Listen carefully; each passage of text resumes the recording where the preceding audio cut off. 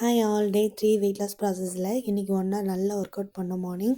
அதுக்கப்புறம் நல்லா சொட்டை வச்சு நல்லா துடைச்சிட்டு என்ன எடுத்துக்கிட்டேன் இன்றைக்கி மார்னிங் ட்ரிங்க் அப்படின்னா கொரியாண்டர் சீட் நல்லா கொதிக்க வச்சு பாயில் பண்ணி 150 ml எடுத்துகிட்டு பாதாம் எடுத்துக்கிட்டேன்.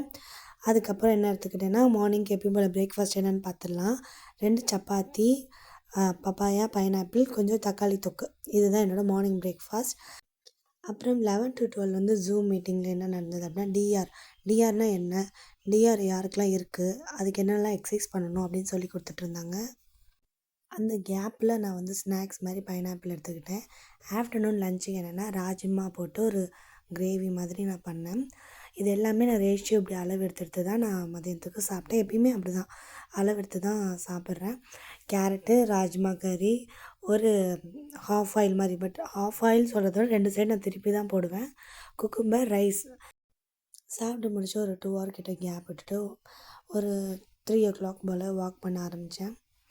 ஒரு 1.5 மணி நேரம் வாக் பண்ணேன் கண்டினியூவாக. நடுவில் ஒரு 5 minutes மட்டும் ரெஸ்ட் எடுத்துக்கிட்டேன். எனக்கு கால் வலிச்சது. எப்படியும் அச்சீவ் பண்ணணும் அப்படின்னா 10K ஸ்டெப்ஸ் அச்சீவ் பண்ணிட்டேன். டே 2ல் வந்து 7,000 நடந்தேன். டே 3ல் வந்து 10,000 அச்சீவ் பண்ணிட்டேன். கால் வலிச்சது அப்போது, பட் அதுக்கப்புறம் வலி தெரியல.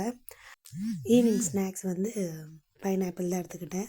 என்னமோ பெருசாக சாதிச்ச ஒரு சந்தோஷத்தில் சாப்பிட்டுட்டு இருந்தேன். ஏன்னா நான் வாழ்நாளில் 10K நடந்ததே கிடையாது. பெரிய விஷயமா இருந்தது 10K நடந்தது.